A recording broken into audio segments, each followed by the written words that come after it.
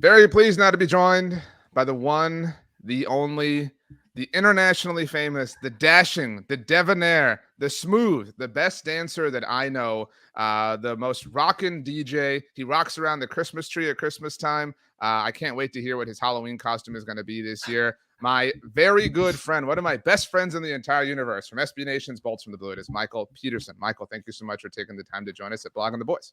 Yeah, it's great to be here. And just when I think that your introductions can't get more grand Mm. and large scale, you tend to overdo it and show me out. So I appreciate that. That was great. What are you going to be for Halloween? You didn't answer. So my wife and I have had ideas for like cool, funny couples costumes Mm-hmm. for at least the last couple of years now, and we haven't dressed it for Halloween in a long time. Like it's Okay. been maybe 5 years or so, maybe actually never since we got married almost 5 years ago. And but what the ideas are is one of them is I'm Nicolas Cage and she's the Declaration of Independence, Excellent. Would you carry and around like lemons if you yeah, did I it? mean, Yep. we love that movie, but also like ironically, kind of like we think it's a great movie, but also damn, it's funny because it's just Nick Cage. And then the other one is I'm Mr. Incredible, but out of costume in a car that I make like out of cardboard. Mm-hmm. That's just this box around me, and I'm just this big hunched over guy. And then she's something else or Mrs. Incredible, and we have like air bubble quotes above us attached to our back. Like mine is when did they change math? Math is math, and that Mm-hmm. whole scene and stuff like that. So we get funny ideas from movies we watch, and we think they're so great. We love talking about them.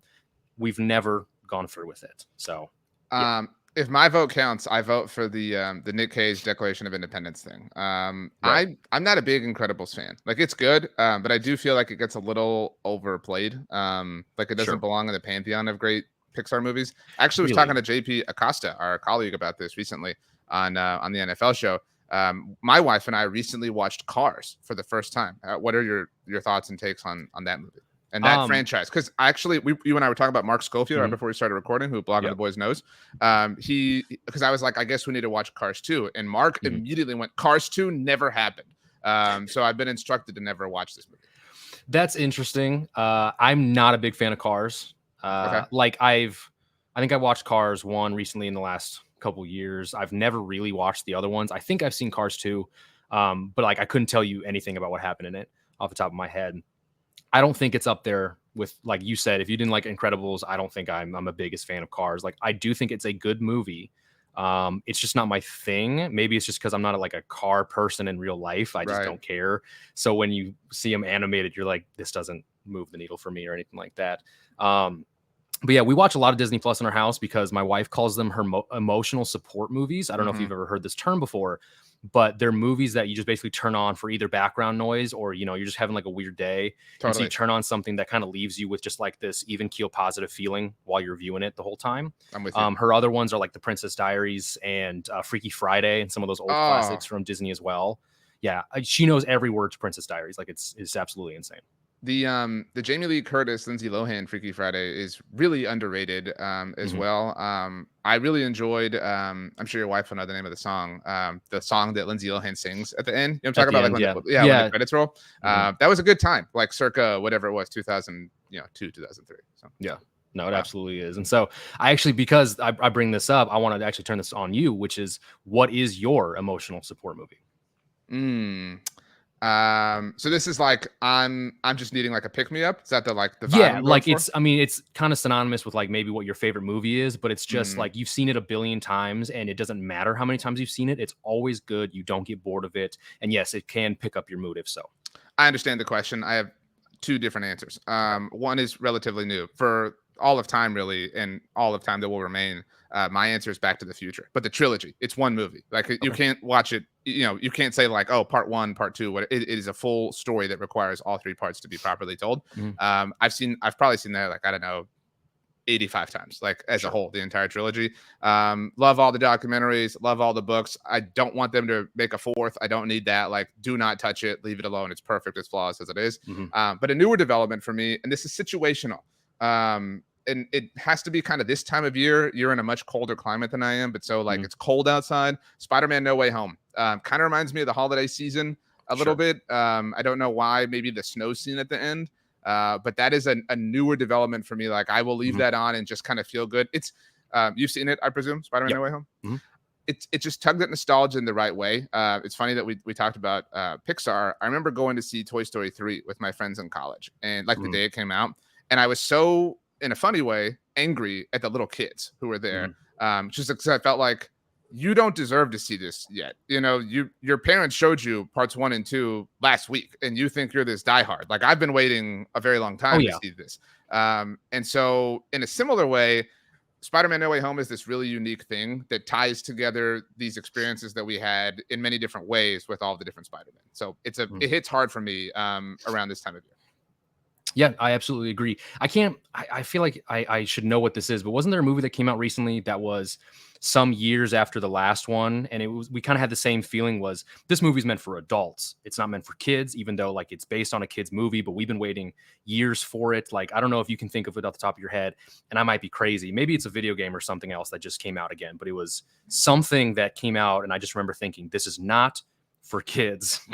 This is for adults, us, our early to mid 30s, what have you. If you can't think of it, maybe I'm just crazy. But I understand that feeling. Let's put it that way. Yeah. I can't think of exactly what you're thinking of, but I was never like a big Top Gun fan, but the new one that came out, you know, whatever it was, like 2 years ago, had a similar sort of thing. It's kind of like, well, you know, not everyone should get to watch this right away. I'm not saying you all have to wait 30 years to watch it, but you know, like pay your dues. That's really how I feel about a lot of things. Michael runs our Charger site at SB Nation, Bolts from the Blue. He's on Twitter at Zone Tracks. You should follow him, and you can see all of his takes on movies, food, culture, politics. Michael tweets all the time about politics, and he offends people left and right. And the state of Minnesota, I have to bring that up because the Astros are still in the middle of their series against the Twins while you and I record this. Are you a Twins fan? I don't think so. No, I am not. So I've never been a big baseball guy, mainly because I don't watch sports that I didn't really play a bunch growing up. Baseball, I only played 1 year. It was like between middle school and high school. Kind of naturally became a Cubs fan for a bit in college because University of Iowa was basically just Chicago kids. So when they won the World Series was like my last year there, and people flooded the streets and did their whole parade thing like it was Chicago. So that was cool. When I had to cover the Padres a couple years ago for SB Nation, I kind of got into the Padres. I mean, it was kind of cool. They were a fun team. The whole Slam Diego concept was fun. But when I stopped covering them, I also stopped kind of caring a little bit. And then I've seen what's going on this year and what happened. And it's like, okay, well, maybe that was a good idea. Yeah, you got out at the right time. Well, thank goodness you're not a Twins fan, because that would make us mortal enemies for the time being. A lot of my listeners, or our listeners at BTB, are Texas Rangers fans, which is going to be super awkward for me if the Astros make it to the ALCS. Right. But that's a future problem. The current problem, actually, there's a lot of current problems with the Cowboys, but everybody's looking forward to solving them against the Chargers. The Cowboys are at present time 2-point favorites on the road on Monday Night Football against the Chargers. You know more about the Chargers than anybody. Everybody is, I'll put it this way. I'm way more terrified of Kellen Moore going off than I have been ever since he left, because of where the Cowboys are at, the loss they're coming off of on Sunday Night Football against the Niners. The Cowboys are on their bye after this game. The Chargers are obviously coming off of it right now. But if Dallas goes to LA, the mighty home field advantage that the Chargers have, and gets worked by Kellen Moore's Chargers, it is going to be a very long 2 weeks. And I really don't want that to be the case. Yeah, I think that's, kind of crazy to think is actually going to happen. It's not like the Chargers are hitting their stride or peak or anything with their offense. Austin Eckler, is coming back. He said recently that there's a 99% chance that he will suit up against the Cowboys. Kellen Moore will love to have Eckler back. Obviously, the running game hasn't been much of anything since week 1 when they did rush for 234 yards with Eckler going for, I think, 117 and a score. But obviously, Mike Williams is out, They lost Corey Linsley, who has this non-emergent heart issue. Never heard of this thing before in my life, or this issue, but they put him on IR. And honestly, the way they've been talking about it it sounds like he might not play football again. I know that's crazy. They haven't said anything like it. It is just the way the announcers were talking about it prior to the Raiders game was that, they're gonna work with him on a daily basis to figure out his best course of action, what his prognosis looks like. And it was just like daunting in a way. This wasn't like, oh, he'll take 4 weeks, take a break, get it under wraps and come back. No, it really sounds like Corey Linsley honestly may have played his final snap for the Chargers.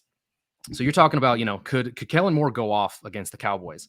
Possibly, if all things click. We'll see how Eckler changes the offense. But I mean, we saw the offense completely disappear in the second half against the Raiders. They didn't score a single point. They were up by, I believe, at least double digits at halftime and then couldn't do anything. I think they had 13 plays for 25 yards from there, like on a whole half, in an offense that seems to be able to move the ball against everybody at any point when things are clicking. So I really don't know what to tell you. I think it'd be cool. This whole Kellen Moore revenge game concept is fun to lean into, the storyline and stuff like that.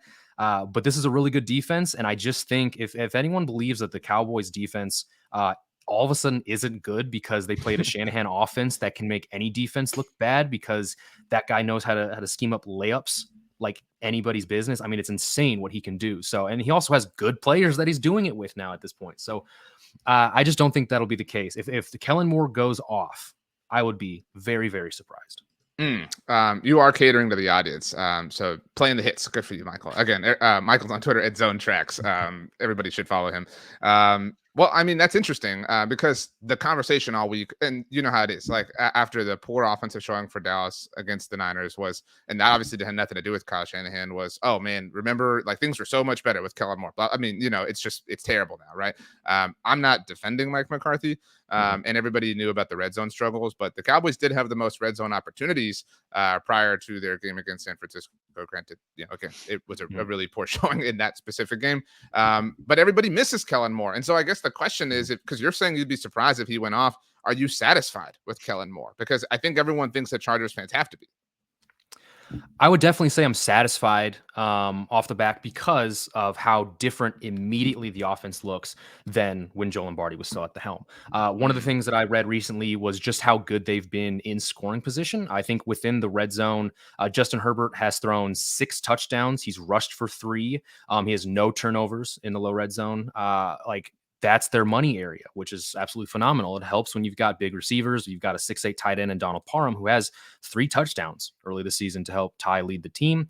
And then you're only going to get Austin Eckler back. So it feels like that's where they can continue to find success. But in a game like this, you don't just start in the red zone. You're going to have to fight this Cowboys defense and get there in the first place. And that's where it kind of starts to worry me. Rashawn Slater's still doing very well at left tackle. Trey Pipkins is fine, who they re-signed to start for the next couple of years at right tackle, but then losing, an all-pro center who's more of a better pass protector than he is a run blocker. You've got 2 young guys, 2 second-year players at each guard, Zion Johnson, Jamari Sawyer. Like, it's a better offensive line than the Chargers have had for some time, but this is still a really good Cowboys front 7. Slater's coming off actually an unusually bad game. 4 pressures allowed. He had 3 through the first 3 games entirely.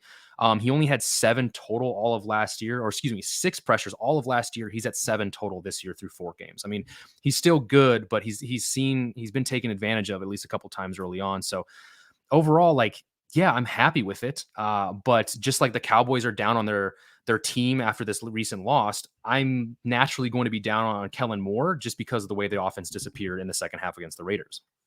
Even though the Chargers won that game, just to be clear. I mean, yeah. Sure, we saw how it happened though.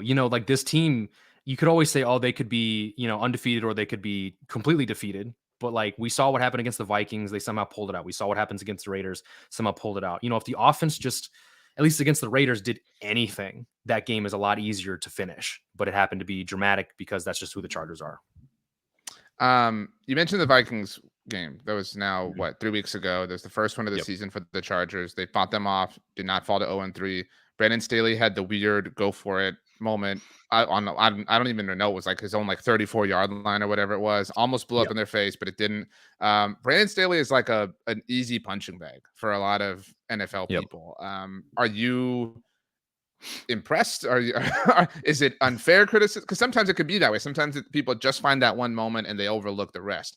I've soured on Brandon Staley personally, but I have to imagine he has some redeeming qualities. Yeah, I think there's reasons to sour or to have soured on Brandon Staley recently, and I don't actually think it's the decision to go for it. I think it's an old head mentality to believe that based on just the white or black and white context of it's fourth down on your territory, punt, no matter what, just like Right. 100% of the time, you just simply do it. No, I mean, they have a numbers team, right? Every NFL team who wants to be in the current day, they've hired people to give them the stats in real time, win percentage added if you go for it, if you get it as, compared to if you don't get it, stuff like that. So both times that I've watched the Chargers put themselves in the situation to go for it on 4th and 1 in their own territory, I've never thought, dang, why is he going for it? I'm not happy about this. What I've been upset about was against the Vikings. I didn't like the play call specifically because they were trying to run fullback belly against a team that had shut down their run the whole time. Up to that point, I was still kind of fuming that, like, hey, we have a 6'6" quarterback who is a strong guy. We have an all-pro center. Why are we not trying like this brotherly shove quarterback sneak like the Eagles do? And so that was upsetting. It was just like, it just feels like there's better plays to be called in these moments. But then fast forward a week, the Raiders game, they're in the same situation and they attempt to do the brotherly love quarterback sneak and they don't get it. And it was just really poor effort on their side. It just seemed like they couldn't get any movement. And I'm just going, okay, I'm glad we saw it, but I guess the Chargers just aren't built like that. Mhm. This is a gut check time. Plays like these really differentiate between great teams and just fine teams. The great teams know how to get those yards. Tom Brady was not a physically imposing quarterback, and they were automatic on these quarterback sneaks without him being pushed. So the Right. fact that the Chargers, it's modernized where they're allowed to push him from behind, they still couldn't get this yard, blows my mind. And unfortunately, now I just have to accept the fact that they're not that team. They're not built like that. They're not built different. Hashtag built different or anything like that. It's just unfortunate. But they've won. I could be singing a different tune had they not won either of these games. Had they been, if they're 1-3, 0-4, sure. But I will not fault them for the process. I fault them for execution and result. It feels like a big 2-week stretch or 2-game stretch, short week, obviously, for the Chargers, and that it's Kellen Moore's opportunity. I don't know how much everybody cares. Like, I don't think this is the Jets rallying around Nathaniel Hackett, you know what I mean, against the Broncos. But Mhm. I mean, certainly I would imagine everybody wants to win it for Kellen Moore. And then Sunday is a road trip to see the Kansas City Chiefs, right? Who are going to be coming off the mini by themselves, playing the Broncos this week on Thursday Night Football. That's a real, like, those 2 wins could swing the Chargers kind of back into the national spotlight. Everybody's loving on them once again. I don't know Mhm. that this loss like breaks the Chargers season, but it seems like a really, really powerful opportunity. I don't put like a lot of stock into the Monday Night Football thing, but like if they, oftentimes the Cowboys, beating the Cowboys is a big boost for teams. Right? You get a lot of love, a lot of Mhm. juice. That's just the nature of who the Cowboys are. They're this opportunity for everybody to dunk on. A win against the Cowboys right before going to Arrowhead could be a really nice launching spot for the Chargers. That's what I'm afraid of personally. Yeah, I mean, it's definitely a tough 2-game stretch. I'm looking at the schedule right now.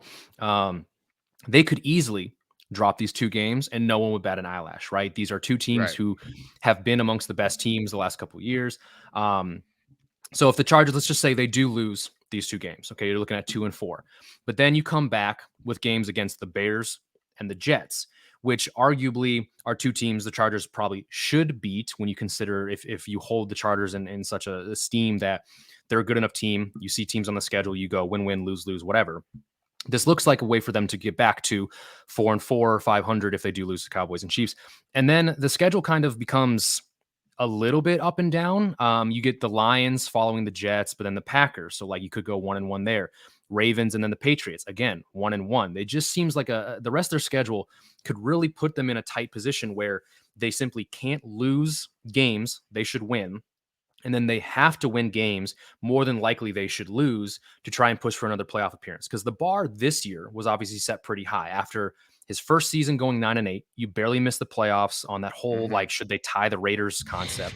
And then the next year they secure a playoff position. It was like the earliest they have in some time, but they lose, and we all saw the implosion debacle that was. So naturally, in year three with Staley, you're not only just making the playoffs. Making the playoffs is like bare minimum, but you want to increase your win total. So 11 wins. You want to win a playoff game. So what you're going 11 in, what would that be? 6, and then you're winning a playoff game.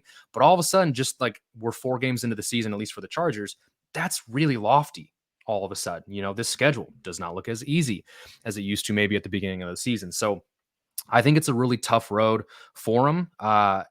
But I think, yes, a win against the Cowboys would provide a level of confidence for the Chargers to really work off of. But again, it's tough to imagine them handling the defense as well as it's played so far, despite this past Sunday's result. But we'll see. It's going to be an exciting game. Chargers and Justin Herbert always play really well under the lights. I think they always kind of play up to the opponent that they have. They played the Niners last year really tough. They always play the Chiefs tough under the lights. So we'll see, but I'm expecting something along those lines. I said this was my deepest fear. Have you seen the movie Coach Carter with Samuel L. Jackson? Yeah, I actually love that movie. Yeah. Who doesn't, to be clear? But Mhm. there's the line at the end where he asks Cruz, "What's your deepest fear?" And then he has the like, "Our deepest fear is not that we are inadequate; it's that we're powerful beyond measure, or whatever." Mhm. At one point when I was in high school, that quote was my my computer background. I was that guy. Really? What was your Yeah, senior quote? Not to take a break, but what was yours like? Do you have a senior quote in the yearbook? I honestly don't think so. Really? But if I did, it probably was "Don't Give Up" by Jim Valvano. If Interesting. I that feels right. That's a Because good one. the Coach Carter quote was really long. Like there was no way it could be Sure. like a yearbook quote. What was your senior quote? I guess since you're So bringing this in up. hindsight, it's kind of cringy, but also sort of hilarious Okay. because I quoted so I graduated high school, 2012, and this was an older movie. So have you seen The Replacements with Keanu Reeves? What a horrible question. Everyone has seen this movie, Michael. Okay, Jesus. well, just checking. You just saw Cars. What do you mean? Well, that's a fair point. Okay, but it's his quote where he goes, "Pain heals, chicks dig scars, but Yeah. glory lasts forever." I thought that was so smooth at the time. I don't know if it still is, maybe, but who knows? But the chicks dig scars line is a little like, that's so 90s Do you know when he nostalgia. says that in the movie? Do you remember the point? It's been a minute, but wasn't that like right at the end? Yeah, When it's in the final game, which is against Dallas, because at the time, every like awesome team in movies was Dallas because Sure. of the '90s Cowboys. Mhm. But they're like battling, and they're like they get in the huddle, and he takes his helmet off because that's a super normal thing in football Yep. huddles. And that's just like everyone's like breathing heavily, and he just says that, and everybody's like, "All right, right on, let's Yep. do this." Do you know that the tight end in that movie, the deaf tight end, that's Roy from The Office? Oh, interesting. Yeah, I that's one of those things that when you realize it, you're like, "Holy crap!" Yeah, that's Roy from The Office. Wow. Wow. Well, I brought up the Coach Carter thing because I told you what my deepest fear was. What is your deepest fear relative to this game? Um, Honestly, it is the Chargers getting the Cowboys treatment from Sunday, if So that you're makes sense. saying like you think the Cowboys are gonna like own them, or like I mean Yes, like, that but would be my that deepest has fear. more to do with the Chargers or the Cowboys in your mind? Probably the Chargers. Mm. Like, not taking anything away from Dallas from being a good team, but I just, went on a little rant about the standards that the Chargers had coming in and the standards they essentially need to have for themselves if they ever want to get over the hump, reach a different tier of the NFL. At some point you got to get tired of being the dark horse every offseason. You got to get tired of all the jokes. You have to be so sick of everything that's followed the Chargers over the years and finally make something happen. And I understand it's way easier said than done. But at some point, maybe as a player and as a team, they just need to decide we're done. It's just simple as that. If everyone takes care of their job, play in, play out, maybe we find something. But until then, it's just gonna follow you. I asked our buddy Rob Stats Guerrera last week, Mhm. who the Niners player was that we weren't paying enough attention to, right? Like everybody was talking about Christian McCaffrey and Brock Yep. Purdy, and he said Dre Greenlaw, and it sucked because he had an amazing game, and so so he kind of like it was this perfect answer. So who was that dude on the chart? I feel like the news about the Chargers has been really weird in the J.C. Jackson stuff. Obviously Mhm. Herbert gets a lot of the attention. Austin Eckler's coming back, so like who's the higher hanging fruit that we're not really seeing? Somebody that the way I phrased it to stats was like late Monday night, if the Cowboys lose, myself, all the other BTVers will be saying, man, we should have seen this coming. Like this dude was kind of hiding in plain sight and we missed That's a great question. I think maybe this doesn't make sense if like for more serious football viewers, but like I think for casual fans, and also because they don't want to remember his name, I think it's rookie edge rusher Tuli Tuipulotu, who the Chargers picked in the second round out of USC. The guy has been seriously so phenomenal for the Chargers, not only individually, but the way he's been able to impact fronts to help alleviate pressure off Khalil Mack and Joey Bosa has been absolutely insane. I think right now the official stats have him just with 2 sacks.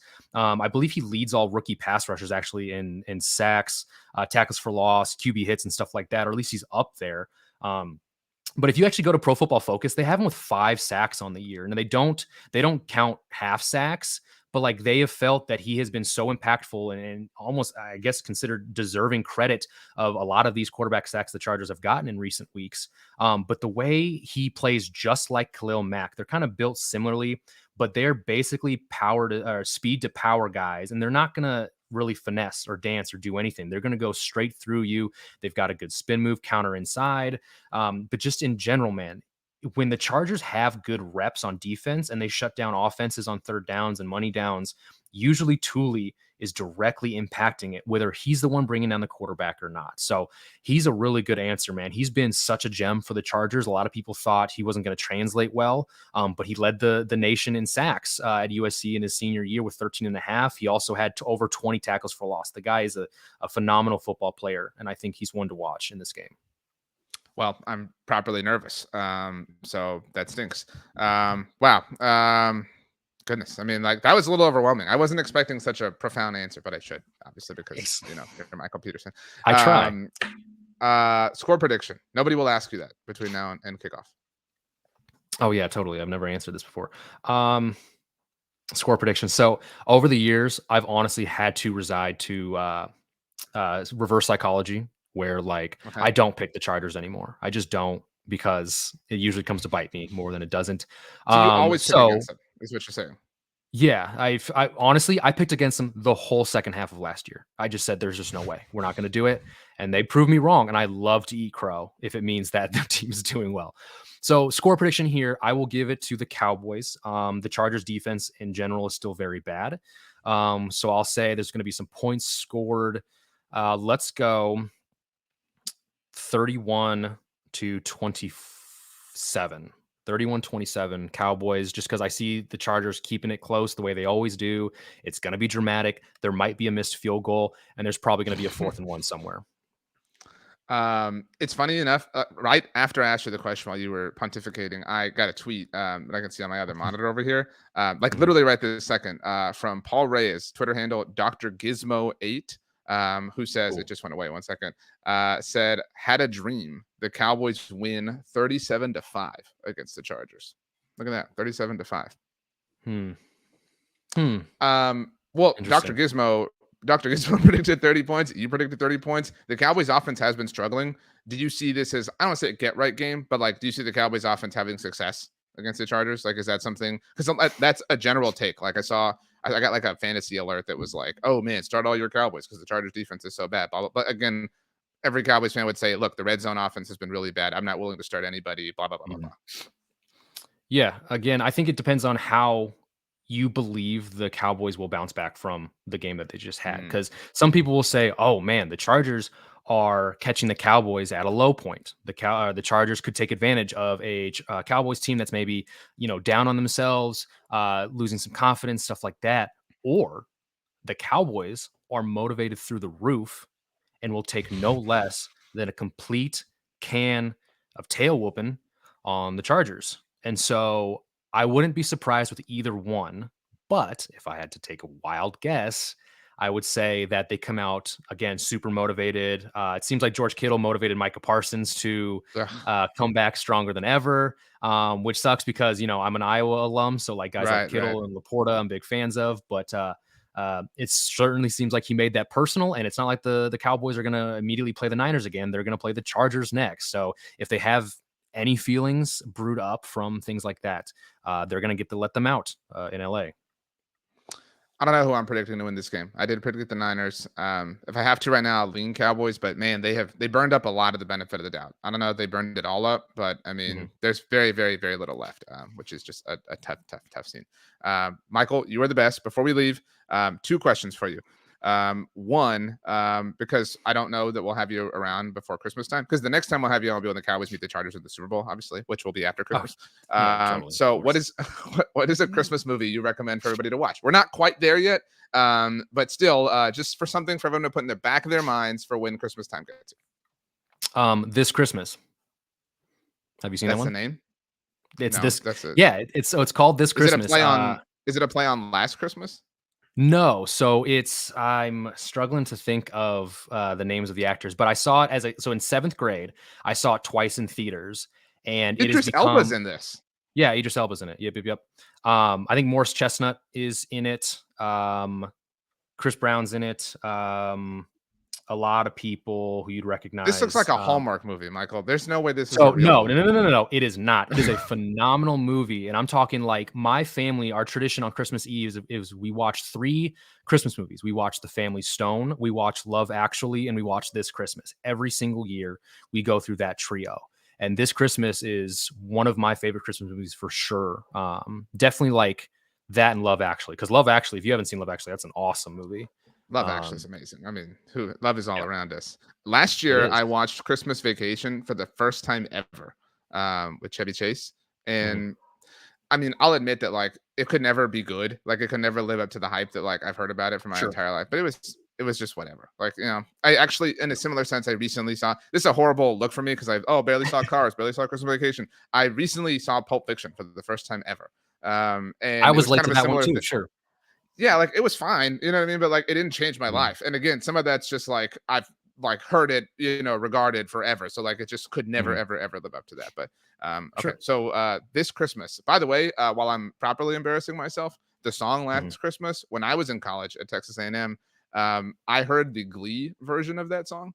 And I was playing racquetball with my buddy, whose name is also Mike, by the way. And we were talking about that, and I was like, "Have you heard this song? Like, this song rules." And he was like, "Yeah, that song's by Wham." And I was so, for no reason, confident in this idea that I fought back. I was like, "No, it's not." I was like, "Glee wrote this song," and he was just all, "No, they didn't." He was like, "It's a cover," and I fought back on that for like 5 minutes. He went and got his phone and proved me wrong. So it's really embarrassing. So I just had to get that out there. My last question. On the heels of the Christmas thing, this was your idea, a power ranking of your favorite breakfast foods. You're a big breakfast person. So top 5, you can go side dishes, main courses, cocktails, whatever you want. But it's like Michael Peterson's 5 breakfast must-haves. I wish you would have told me we were doing that. I would have prepared a list. It. What do you mean? No, I understand, but I thought that was just friendly banter of setting up the podcast. Okay, but okay, here we are. Maybe not. I don't know. You don't have to rank them, but just give us the 5. You know what I mean? You don't have to put them in order. That's totally fine. I'm a big fan of like non-traditional like American breakfast. Like don't get me wrong, it's good and stuff, but I like breakfast tacos, breakfast burritos. I love done up potatoes in any way, which is seasoned out the wazoo. Like it's just I want all the flavor in the world. But the one thing that I don't think you need to add a ton to, biscuits and gravy is always solid. You know, it is going to put you to sleep. You ever had chocolate gravy, biscuits and chocolate gravy? No, and I don't know if serious. I want to. I'm not joking. My wife's family makes that. It's like, you know, I wouldn't say it's like chocolate pudding, but it's chocolate flavored gravy that you dip the biscuits in. That sounds so American. Like holy. That sounds fake. Like you were watching a parody about America, and they were like, "Oh, we're have biscuits and gravy." Oh no, honey, get the chocolate gravy. We need to. It's really good. Sounds... I mean, it's. Like, I understand, like, I don't love, say, like, cinnamon rolls for breakfast because I don't always want sweet. Really? So, like, under the right circumstances, a biscuit and chocolate gravy, it slaps. I mean, I'm going to give it some thought and maybe work it into a meal. Okay, well, so you've only listed things. Like, do you have a group of 5 that you're ready to commit to? Yeah, no, I know. Breakfast tacos, breakfast burrito. So, okay, I like the wide net that you're casting here. So, you're differentiating breakfast tacos 1 and burritos is another? Yes. Okay. Whoa. Okay. How specific do you want me to get? Is this not specific? No. That's I'm serious. I'm cool with that. So okay, breakfast tacos, breakfast burritos. We're 40% of the way there. Let's go with. I'm blanking all of a sudden. I do like a regular good stack of flapjacks. I think they're so versatile that you can do a ton of stuff with them. Gosh, a good frittata is nice, like an egg frittata. Quiche and stuff like that. My brother's a chef, and so he was the first one to show me what a frittata was, and I was like, "This is." I didn't say this. I've introduced you with this many times. You're basically Carmi from The Bear. Like that's really actually been your life. People should know I've that been about you. through So, it. Everything on The right, Bear I've lived, and right, that's why that show gives me a really weird form of PTSD. And although I love the show to right. death, it gives Oh, me a and lot you of. can add the Christmas episode to your Christmas rotation of your movies now. Of The I Bear. think that's one of the best shows of television I've ever seen. Is that Oh, Christmas dude. episode It was for sure? I think I told you this when we talked about it. At the beginning, there was like a disclaimer that was like, there's violence in this episode. And my wife like brought that up. So the whole episode, I was like ridiculously like every time they would grab a fork or something, I was like paranoid. It was wild. You have one more left. One more breakfast thing. Um, Gosh, that's tough. I'm trying to think because I love going out to brunch. Like when my family visits and stuff, we always tend to go out and try new places. So I've said tacos, burritos, biscuits and gravy. Oh, you know what? Chicken fried steak.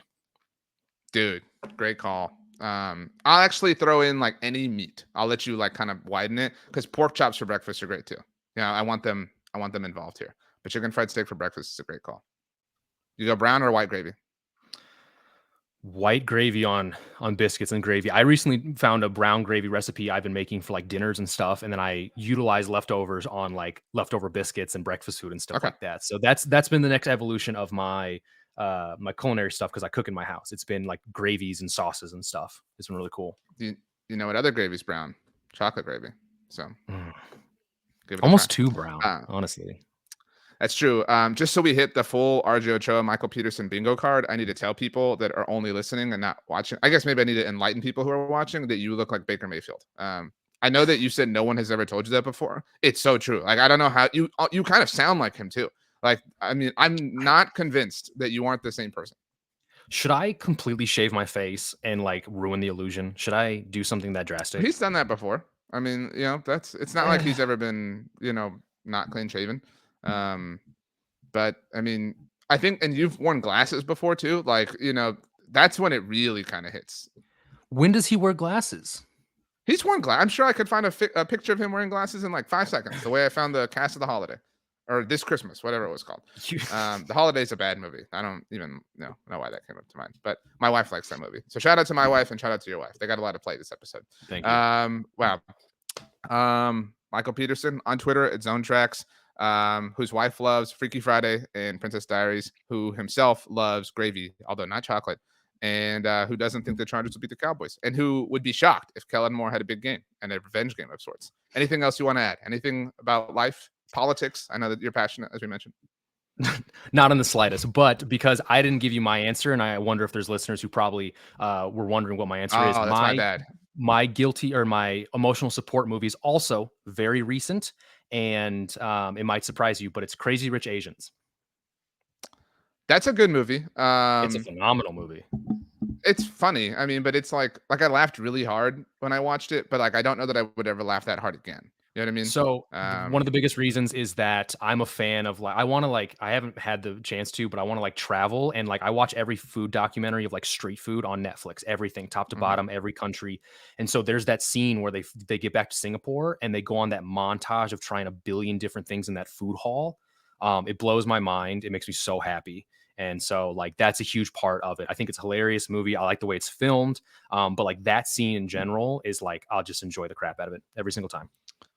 I know that we already gave our answers, but another movie along these lines, also 3 words, Crazy Stupid Love. That is a great movie. Like anytime you're just needing an emotional support. I see the scene that like, the scene I'm talking about all the time on TikTok. Like people are like, they don't write scenes like this anymore. There's still good movies out there. Let's just relax. But that was a great scene, great moment. Okay. Last thing. Give us, because we've talked kind of things to watch. Give us a recommendation on things to watch. Anything. It could be a show. Mine to you is Lego Masters on Fox. If you don't watch this show, I've seen the first couple episodes, the first couple Dude, seasons. We haven't caught up recently, but it did used to be our thing. You will love it. I promise. It's so good. Will Arnett is great. So Lego Masters is my recommendation. Give us one. Okay. If you haven't seen, because it's an older show, my wife had to show me because she's obsessed with it. Monk, the old 90s detective show. If you've never seen it. On like USA or whatever it was. Yeah. It's on Prime if you have Prime. So, Okay. and I say that because we just watched it through the whole thing. There's like 8 seasons. We watched it through for the 3rd time. But then my Alexa device just showed a little thing that goes, oh, they're making a Monk movie. And I was like, what? And so it's like 20 some years, 20 plus years after the show ended. They're making a movie and has all the old people. So like that was just really cool. But that's why it's on my mind. But it's a phenomenal show. It's like it's one of those long classic shows that when it ended, it actually nailed the ending. It's not like Lost or any of these other ones that are famous for like throwing it on the final show or How I Met Your whatever. Mother. Yeah. Yeah, and I love How I Met Your Mother, but Monk Right. wraps it all up in a bow, hands it to you, you cry. You're not gonna cry. It is so good. So anyway, Monk, give it a shot. Monk, since we talked Christmas, How I Met Your Mother, one of the only shows that I wouldn't say only, but have great Thanksgiving episodes. That's when you know a sitcom's great, is when they've got great Thanksgiving episodes. Him Yim had that until the very end. We don't have to talk about the end. Michael, you're the best. On Twitter at Zone Tracks, say one word and then we go. Any word you want. Peace.